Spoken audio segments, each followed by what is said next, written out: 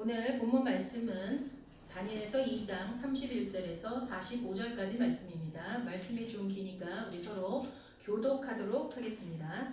왕이여, 왕이 한 큰 신상을 보셨나이다. 그 신상이 왕의 앞에 섰는데 크고 광채가 매우 찬란하며 그 모양이 심히 두려우니 그 우상의 머리는 수수이며 가슴과 눈가는 눈이요 배와 넓적 다리는 노시요 그 종아리는 쇠요 그 발은 얼마는 쇠요 얼마는 진흙이었나이다. 또 왕이 보신 줄 손질되지 아니한 돌이 나와서 신상의 쇠와 진흙을 발을 쳐서 부서뜨리매 그때 쇠와 진흙과 놋과 은과 금이 다 부서져 여름 타작마당에 겨같이 베어 바람에 불려 간 곳이 없었고 우상을 친 돌은 태산을 이루어 온 세계에 가득하였나이다. 그 꿈이 이러한즉 내가 이제 그 해석을 왕 앞에 아뢰리이다. 왕이여, 왕은 여러 왕들 중에 왕이시라. 하늘의 하나님이 나라와 권세와 능력과 영광을 왕에게 주셨고 사람들과 들짐승과 공중의 새들 어느 곳에 있는 것을 막론하고 그것들을 왕의 손에 넘기사 다 다스리게 하셨으니 왕은 곧 그 금머리입니다. 왕을 뒤이어 왕보다 못한 다른 나라가 일어날 것이요 셋째는 또 놋 같은 나라가 일어나서 온 세계를 다스릴 것이며 넷째 나라는 강하기가 쇠 같으니 쇠는 모든 물건을 부서뜨리고 이기는 것이다. 쇠가 모든 것을 부수는 것 같이 그 나라가 나라를 들이고 찌를 것이며 왕께서 그 발과 발가락이 얼마는 토기장이의 진흙이요 얼마는 쇠인 것을 보셨은즉 그 나라가 나누일 것이며 왕께서 쇠와 진흙이 섞인 것을 보셨은즉 그 나라가 쇠 같은 든든함이 있을 것이나 그 발가락이 얼마나 세요 얼마나 진흙이죠. 나라가 얼마나 든든하고 얼마나 부서질만할 것이며 왕께서 쇠와 진흙이 섞인 것을 보셨은즉 그들이 다른 민족과 서로 섞일 것이나 그들이 피차에 합하지 아니함이 쇠와 진흙이 합하지 않음과 같으리이다. 이러므로 왕들이 시대에 하늘의 하나님이 한 나라를 세우시니 이것은 영원히 망하지도 아니할 것이요 그 구원이 다른 백성에게로 돌아가지도 않을 것이며 도리어 이 모든 나라를 쳐서 멸망시키고 영원히 설 것이다. 같이 하겠습니다. 손대지 아니한 돌이 산에서 나와서 쇠와 놋과 진흙과 은과 금을 부서뜨린 것을 왕께서 보신 것은 크신 하나님이 장래 일을 왕께 알게 하신 것이라. 이 꿈은 참되고 이 해석은 확실하니이다 하니. 아멘. 꿈으로 하나님이 하실 일을 보여주신 것을 경험하신 적이 있으십니까? 네. 있으신 분도 있고 아니신 분도 있네요. 지구의 역사가 시작된 이래 온 인류는 끝없는 경쟁 속에서 성장하기도 하고 사라지기도 했습니다. 세상 나라들은 서로 패권을 갖기 위해 전쟁을 하면서 흥망성쇠를 거듭해 왔습니다. 지금도 전쟁 중인 나라가 있지요. 그 나라를 기억할 때마다 하나님의 마음이 얼마나 아프실까. 우리는 이 아름다운 가을 하늘과 이 가을 단풍들을 만끽하면서 이렇게 여유로운 생활을 하고 있는데 지구 한쪽에서는 어린아이도 임산부도 노인도 할 것 없이 죽어가고 고통 속에 있는데 하나님의 시선과 마음이 어느 쪽을 향할까. 그런 생각을 하면서 참 마음이 아팠습니다. 그러나 하나님 나라는요 예수 그리스도를 통해서 세워질 것이고 하나님의 온전한 뜻이 이루어지도록 온 땅에 세워지는 영원한 하나님 나라는 하나님의 뜻대로 살지 못하도록 우리를 회방하고 우리를 압박하는 사상과 질서를 무너뜨릴 것입니다. 믿으십니까? 아멘. 그날이 속히 오기를 소망합니다. 오늘 본문은 역사 속에서 흥망성쇠를 이어간 세상 나라들과 영원한 하나님의 나라에 관한 이야기입니다. 그리고 그 이야기는 당대의 가장 큰 권력을 가졌던 바벨론 왕 느부갓네살의 꿈 이야기에서 시작됩니다. 우리는 하나님이 계시로 보여주신 그의 꿈의 내용과 그것을 다니엘을 통해서 해석하게 하셔서 우리에게 전해주신 하나님의 뜻을 헤아려 보려고 합니다. 바벨론이란 나라는 그의 세력을 점점 키워서 근동 지역의 작은 나라들을 복속시켜서 거대한 제국이 되었습니다. 특히나 오늘 본문에 나오는 느부갓네살 왕 때에는 바벨론이 가장 번성했을 때입니다. 그는 이스라엘도 점령하여서 이스라엘의 귀족들과 많은 인재들 그리고 성전에 있는 보아까지도 다 자기 나라의 수도로 가져갔습니다. 가서 자신들의 신하들로 삼았습니다. 그 중에 누가 있었죠? 다니엘과 세 친구들이 포함되어 있었습니다. 다니엘과 세 친구들은 비록 포로로 잡혀갔지만 하나님에 대한 신앙을 지켰고 하나님은 그런 그들을 지켜주셨을 뿐만 아니라 바벨론이라는 거대한 제국의 큰 인재들로 삼았습니다. 각 곳의 인재들로 각 지역의 인재들로 삼으시고 다니엘은 중앙에서 왕을 보좌하는 사람으로 삼았죠. 그런데 어느 날 느부갓네살은 하나님이 계시로 보여주시는 미래에 대한 꿈을 꾸었습니다. 근데 그 꿈 내용이 도무지 무엇인지 알 수 없었을 뿐만 아니라 너무나 무서운 꿈이었어요. 그리고 그 꿈의 내용을 자기가 정확하게는 모르겠지만 누구에게 함부로 이야기할 만한 내용은 아니었습니다. 왜냐하면 자기 정권이 무너질 수도 있는 것, 그거에 관한 예언인 것 같은 생각은 이 하나님을 모르는 이방인이었고 느부갓네살 왕이었지만 느낄 수 있었거든요. 그래서 그 꿈의 내용을 아무에게도 말하지 않고 온 나라의 지혜자들로 하여금 그 꿈의 내용을 해석하게 명령합니다. 아무도 만약에 알아내지 못하면 내가 꾼 꿈의 내용과 그 해석을 하지 못하면 온 나라의 지혜자들을 다 죽이겠다라는 명령을 합니다. 여러분 다니엘서 2장 31절에 보면 왕이여 왕이 한 큰 신상을 보셨나이다. 그 신상이 왕의 앞에 섰는데 어떻다 그랬어요? 모양이 크고 광채가 매우 찬란하며 그 모양이 심히 두려우니 이렇게 이야기했습니다. 여러분 세상 나라는 겉으로 보기에는 크고 화려하고 강력해 보이지만 그들이 만약 자신들의 뜻대로 무엇인가 되지 않을 때는 지금 이 느부갓네살 왕이 내린 명령처럼 아주 잔인하고 폭력적이고 공포적인 정치를 펴려고 합니다. 대다수의 많은 나라들이 그래요. 지금 세계사를 보아도 우리는 금방 이러한 내용을 눈치챌 수가 있습니다. 그러나 하나님의 나라는 누가복음 19장 히브리서 4장에 나와 있는 것처럼 평화와 안식의 나라입니다. 자, 다시 본문으로 들어가서 느부갓네살 왕이 두려움에 몸서리치며 이렇게 잔인한 명령을 내렸을 때 하나님은 다니엘을 통해서 느부갓네살이 꾼 꿈의 내용과 해석을 말하게 하십니다.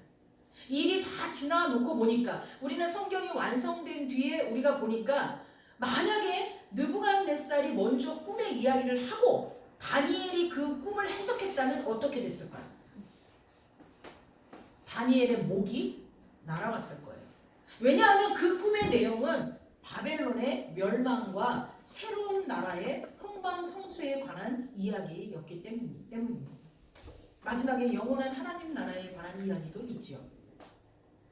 저와 여러분 요즘에 온 우리 성도들이 매일 성경을 묵상하고 있는데 매일 성경에 나오는 본문의 내용 중에 하나입니다.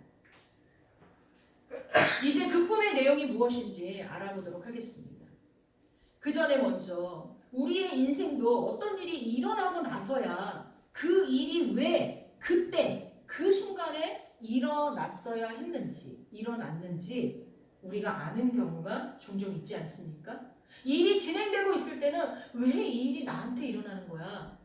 왜 하필이면 나야? 라고 우리가 하나님을 원망도 하고 자기 자신을 원망하기도 하고 누군가를 꼬집어서 하나 지목해서 원망하기도 하지만 시간이 지나놓고 보면 그 일이 나한테 그 순간에 일어났어야 됐던 게 맞구나 라고 우리는 깨닫게 돼요. 그렇죠? 그리고 또 그것을 빨리 깨닫는 자가 복된 자예요. 자, 오늘 꿈의 이야기 내용을 봅시다. 먼저 왕은 여러 가지 재료가 혼합된 한 사람 모양의 신상을 보게 됩니다. 그리고 그 사람 머리 위에서 사람의 손으로 만들지 않은 돌이 하늘에서 내려와서 그 신상에 발을 치니까 어떻게 되겠어요? 맨 밑둥을 치니까 머리부터 밑에까지 싹 다 무너지겠죠. 그래서 그 신상이 산산조각이 나서 흩어지는 것을 꿈에서 보게 됩니다. 그리고 그 신상을 내리쳤던 돌은 오히려 태산을 이루는 것을 보죠. 그걸 보겠죠. 누가 봐도 길몽이라고 볼 수는 없습니다. 이런 꿈을 꾸면 보통 으악 하고 일어나겠죠. 꿈에서 깰 때 악몽이라고 볼 수 있겠죠. 왕이 본 그 신상은 누구일까요? 제가 지금까지 말씀을 전하는 중에 눈치를 채셨을 거예요. 그 신상은 한 개인을 뜻하는 것이 아니라 세상 나라를 뜻합니다. 세상 나라들을 뜻합니다. 그런데 여기서 우리가 먼저 짚고 넘어가야 할 것은 신상이 사람 모양을 하고 있었던 것. 왜 신상이 사람 모양을 하고 있었을까요? 그 의미는 세상 나라들이 지극히 인본주의적이라는 것을 나타냅니다. 가장 종교적이었던 시대가 언제죠? 중세잖아요. 중세. 근데 그 중세를 지나서 그 중세에 가장 종교적이었던 그 시대에 반대하는 세력이 나타나요. 근데 그 세력들이 하나님이 있었던 그 자리에 인간을 올려놓습니다. 그게 인본주의예요. 세상이 아무리 신을 거부해도요, 그 자리를 비워둘 수가 없어요. 왜냐하면 우리는요, 절대 주권자이신 하나님에 의해서 창조됐기 때문에 그 절대 주권자의 자리가 비면 우리는 공허해서 살 수가 없어요. 불안해서 살 수 없어요. 그렇기 때문에 그 절대 주권자인 하나님을 거부는 했는데 그 자리를 비워둘 수 없으니까 거기다 누구를 앉혔어요? 사람을 앉힌 거예요. 그게 인본주의입니다. 우리 중고등학교 사회문화 시간에, 역사 시간에, 세계사 시간에 배웠을 거예요. 비록 왕이 본 신상이 여러 가지 재료가 혼합된 모양이었으나 여럿이 아니고 한 사람이었다는 것은 세상 모든 나라들이 외적으로는 각기 다른 근원을 가지고 흥망을 거듭하는 것처럼 보이지만 실제로는 모두 하나의 뿌리, 곧 하나같이 하나님이 신되심을, 하나님을 거부하고 인간 스스로 주인이 되는 인본주의의 뿌리를 두고 있다는 것입니다. 똑같이 다. 그렇기 때문에 재료는 다른데 사람 모양을 한 신상이 하나인 거예요. 세상 나라를 사람 모양으로 한 신상 하나로 표현하는 거예요. 왜냐하면 각기 재료는 달라도 그 뿌리가 인본주의에 두고 있기 때문에. 참 무서운 게 우리 문화가, 우리가 지금 살고 있는 모든 문화도 인본주의에 뿌리를 두고 있다 보니까 교회에서는 신앙생활을 하는데 교회 밖으로 나가면 우리는 머리부터 발끝까지 생각에서부터 삶의 모든 영역이 다 인본주의화 되어 있다는 것을 발견하게 될 때가 너무나 많습니다. 우리는 인본주의식으로 사고합니다. 생각합니다. 인본주의식으로 내 삶을 살아갑니다. 무서운 거예요. 다음에 이제 신상의 모양을 한번 보겠습니다. 왕이 보았던 머리는 뭐로 되어 있었죠? 금. 그리고 가슴과 팔은 은으로 되어 있었고 배와 넓적다리는 노스로 되어 있었고 종아리와 발의 일부는 쇠, 그리고 나머지 발의 일부는 흙으로 되어 있었습니다. 다니엘을 통해서 해석하게 하신 내용은 이렇습니다. 금머리는 누구라고요? 당시 바벨론, 당시 온 나라의 그 역사의 중심에 서 있던 그 바벨론 왕국의 느부갓네살 왕을 지칭한다라고 이야기합니다. 사실 바벨론 제국에서 느부갓네살 왕 때만큼 큰 힘과 도덕성과 통일성을 가진 나라가 없었습니다. 그래서 다니엘은 느부갓네살의 통치 대상에 성경에 보면 36절 38절에 하나님이 주신 모든 나라, 권세 그것뿐만이 아니라 사람들, 짐승들, 공중의 새들까지 느부갓네살 왕의 통치 대상에 포함시킵니다. 그 정도로 느부갓네살 왕의 그 권세가 컸다는 것을 이야기합니다. 그래서 신상에서 머리 부분, 금으로 된 머리 부분이 느부갓네살 왕이라고 말합니다.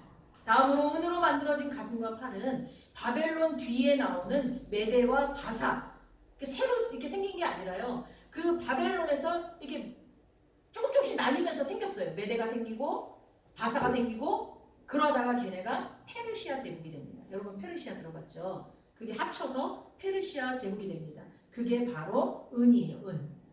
그 다음에 노스로 만든 배와 넓적다리가 어딜까요? 페르시아 다음에 전 세계를 제패한 나라가 누구 어디예요? 헬라 제국, 그리스, 헬라 제국이죠. 우리 성경의 신약이 바로 그리스어로 되어 있습니다. 헬라어로. 물론 그 헬라어는 지금 사용하는 헬라어는 아니에요. 헬라어. 근데 사장되었던 언어. 그렇지만 그리스어로 되어 있습니다. 그 다음에 종아리와 발의 일부는 로마 제국을 말합니다. 그리고 나머지 여기서 그 쇠로 만들어졌다는 건 쇠는 아주 강하잖아요.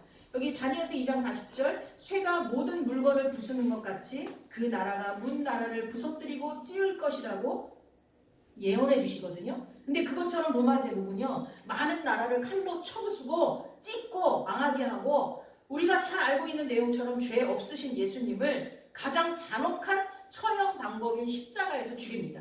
그 십자가 처형은 그 시대밖에는 없었어요. 인류 역사상 가장 잔인한 처형 방법이라 해서 사라졌어요. 그 방법으로 예수님, 죄 없으신 예수님을 죽이고 그 수많은 그리스도인들을 아주 잔인하게 학살했던 제국입니다.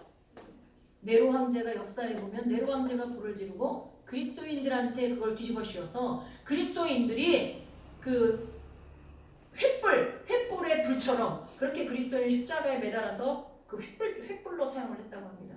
도시를 밝히는 횃불로. 얼마나 잔인합니까? 마지막으로 흙으로 진흙으로 만들어진 발의 일부는 로마 제국이 멸망한 후에 세워지고 멸망할 모든 나라들을 뜻합니다. 예수님이 오실 때까지 모든 나라들. 그러니까 우리도 이 진흙에 얼마인 이 발의 일부에 속하는 게 지금 우리가 살고 있는 이 세상까지 다 포함됩니다. 이렇게 각기 다른 재료들을 살펴보면 금이었던 머리에서 흑인 발의 일부까지 위에서 아래로 시간적으로는 후대로 갈수록 먼저 선 나라들보다 못한 것을 단적으로 알 수 있습니다. 자, 그런데 진짜로 바벨론부터 이 시대까지 내려올 때 바벨론이 최고였나요?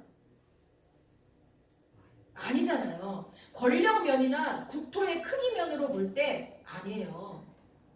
지금 강대국들이 그때 강대국보다 훨씬 더 강하잖아요.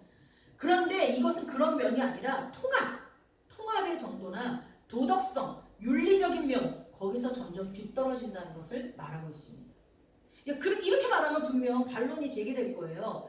야, 옛날의 나라들은 오히려 야만적이고 지금이 더 신사적이고 자유적이고 민주적이지 않냐? 더 인권이 존중되지 않냐? 그러면서 반론을 제시할 거예요. 정말 그렇게 생각하십니까?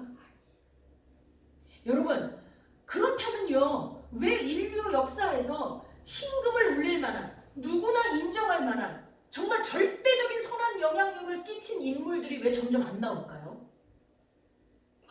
전 세계를 막론하고요. 그런 큰 인물들이 없어요. 우리나라 역사를 뒤집어 볼 때 이순신 장군 다음으로 그만한 역사적 인물들이 물론 일제시대 때 나오고 6.25 때 나왔죠.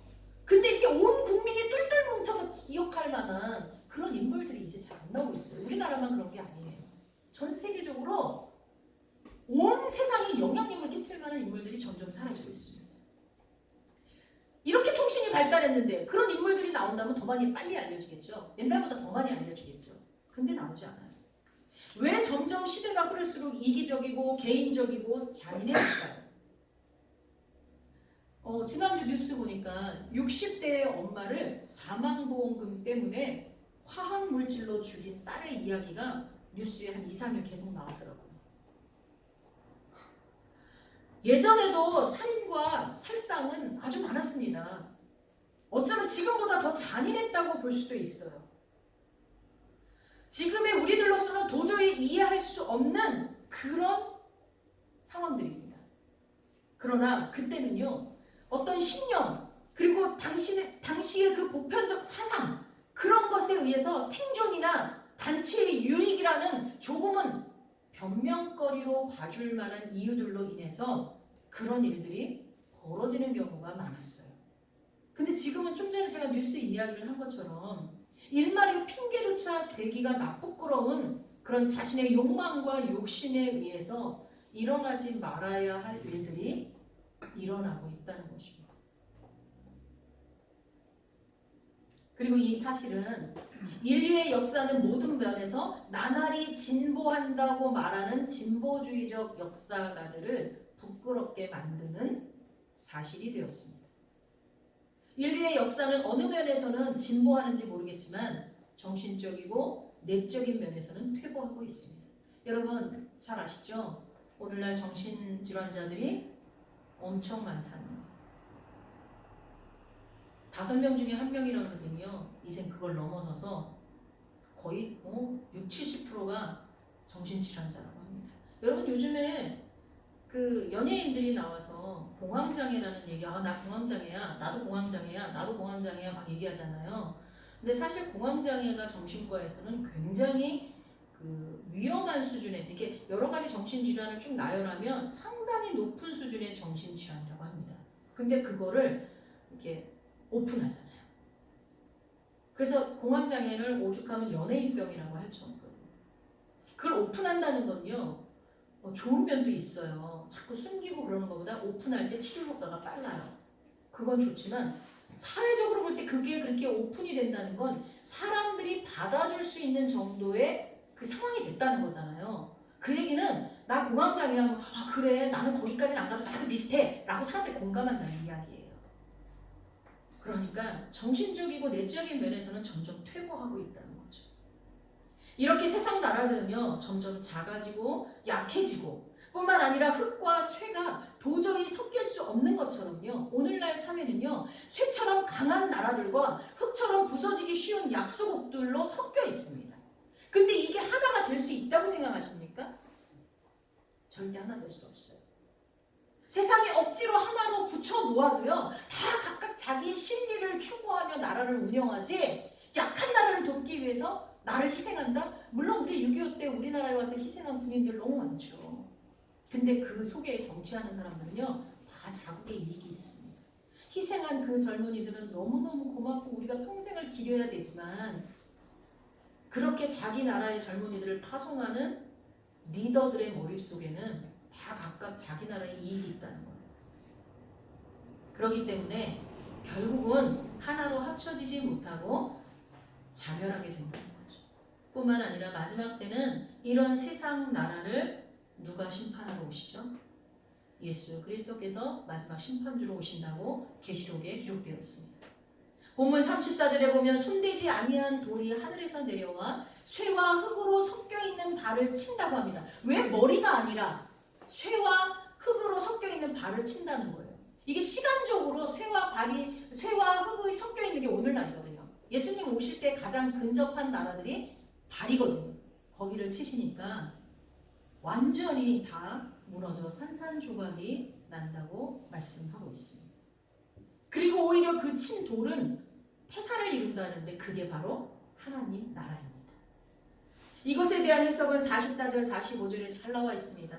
이 여러 왕들의 시대에 하늘에 하나님이 한 나라를 세우시리니 이것은 영원히 망하지도 아니할 것이요 그 국권이 다른 백성에게로 돌아가지도 아니할 것이요 도리어 이 모든 나라를 쳐서 멸망시키고 영원히 설 것이라.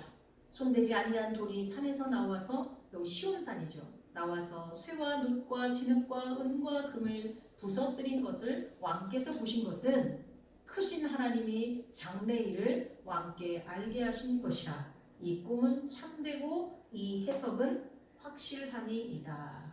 이렇게 말씀합니다. 시온산은 하나님이 계신 곳이라고 이스라엘 백성들이 믿고 있는 곳이죠. 또 하나 우리가 깨달아야 할 것은 세상 나라를 의미하는 크고 화려하고 거대한 신상은 돌이 나라와 자신을 부서뜨리는데도 피하고 도망갈 수가 없었어요. 왜? 움직일 수가 없으니까요. 그러나 예수 그리스도를 의미하는 하늘에서 날아온 돌은 생명력과 움직임이 있었어요. 이것처럼 세상 나라는요, 아무리 잘난 척을 하고, 지금 잘난 척하는 나라들 많죠? 자기가 가지고 있는 무기, 핵 이런 걸로 잘난 척하는 나라들이 많잖아요. 막 공포를 조장하잖아요. 그런데 아무리 그래도요, 하나님의 주권 안에서 조금도 딴지는 못해요. 어떤 전쟁이 일어나도 전쟁은 누구에게 속한 거예요? 전쟁은 하나님께 속했다고 하잖아요. 아무리 세상 나라들이 찍고 까불어도 움직일 수 없어요. 하나님 안에서는. 모든 것이 절대 주권자이신 하나님에 의해서 결정되는 줄 믿습니다. 여러분, 난리와 난리 소문이 있으면 주님께서 두려워하고 피하라고 하셨습니까? 마태복음 24장에 마지막 때는 어떤 일이 일어납니까? 난리와 난리 소문이 있을 것이다. 거짓 예언자들이 막 일어날 것이다. 막 그래요. 근데 그때 두려워해라. 아니 너희는 아주 도망가라. 막 이래요. 두려워하지 말라 그래요. 그게 마지막이 아니라 시작이라고 말하죠. 왜? 모든 주권은 하나님께 있기 때문입니다. 예수 그리스도가 세상 나라에 대하여 최종적이고 완전한 승리를 거두게 하실 것입니다. 그리고 그 나라는 생명력과 역동성이 있어서 우리는 이거 역동성이 있어서 하나님의 나라는 세상 나라와 다르다는 것을 여러분 기억해야 합니다. 우리는 비록 육신을 입고 이 땅에 살고 있지만 우리의 시민권은 하늘나라에 있습니다. 하나님의 통치를 받는 하나님의 자녀답게 우리 안에는 생명력과 역동성이 있어서 죽어가는 영혼들에게 복음을 전하면서 그들을 살려낼 수 있는 힘이 우리 안에 있다는 것을 기억하셔야 됩니다. 여러분, 입 다물고 사시면 안 돼요. 내가 예수님을 믿는다는 것을 숨기고 사시면 안 돼요. 하나님께서 뭐라 그랬어요? 하늘에서 너가 나를 인정하면 땅에서 네가 나를 인정하면 하늘에서 내가 너를 인정해 준다고 말씀하세요. 땅에서 매이면 하늘에서 또 매이고 땅에서 풀리면 하늘에서도 풀릴 것이라고 이야기하고 계세요. 여러분, 어디를 가든지 내가 그리스도의 자녀임을 당당하게 나타내고 그렇게 당당한 만큼의 삶을 살고 저와 여러분의 생명을 구원하신 예수 그리스도를 전할 수 있는 그런 저와 여러분이 되어야 될 줄 믿습니다. 말씀을 정리합니다. 바벨론과 같은 세상 나라의 주요 특징은 두렵고 파괴적입니다. 그런 나라는 공포와 폭력적으로 세력을 키워갑니다. 누구나 다 그래요. 지금도 그렇게 하고 있고요. 그렇게 해서 세계의 제국을 이루려고 합니다. 하지만 그렇게 하면 세계 제국이 이루어지지 못해요. 역사 속에서 여러분은 보셨어요. 많은 제국들이 세워졌지만 다 사라져간 것을 우리는 세계사를 통해서 알 수 있습니다.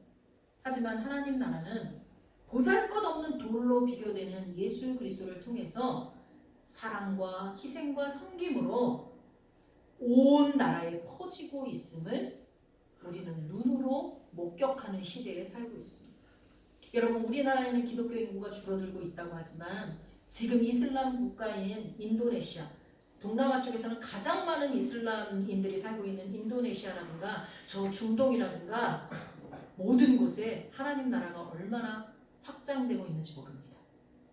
선교사들을 통해 보고를 들으면 얼마나 확장되고 있는지 몰라요. 근데 주님은 분명히 말씀하셨습니다. 모든 민족에게 주의 복음이 선포되면 오신다고 했어요. 마지막 때는 심판주로 이 땅에 오셔서 하늘에서 날아온 손대지 아니한 그 우상이 손대지 아니한 돌이 우상을 부서뜨린 것처럼 세상 나라를 멸망시키고 영원한 하나님 나라를 세우실 것입니다. 우리는 그 나라를 소망하면서 지금을 살아야 될 줄 믿습니다. 우리 같이 기도하겠습니다. 하나님, 이 땅에 소망을 두고 죽으면 썩어져갈 것들에 우리가 집착하지 않고 하나님 나라의 상급과 하나님 나라의 그 부활을 위해서 우리가 이 땅에서 살아갈 수 있는 저희들이 되게 해 주옵소서라고 기도하시고 우리 성원이를 위해서 수윤이를 위해서 믿음의 회복이 되어야 될 성도들을 위해서 우리 잠깐 기도하는 시간 갖고 제가 축도로 예배 마치도록 하겠습니다.